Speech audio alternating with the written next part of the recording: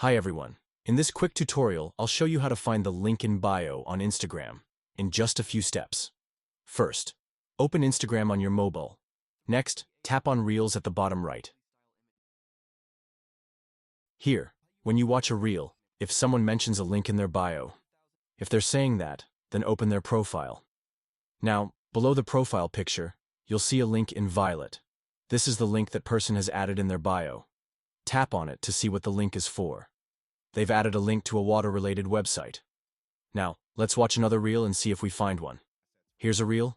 Let's open its profile and check. They've also added a link in their bio.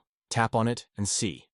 In this way, you can see the link added in the bio of any reel, post, or video. And that's it.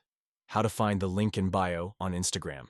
If this video helped, like this video and subscribe to my channel for more quick tech tips. See you in the next video.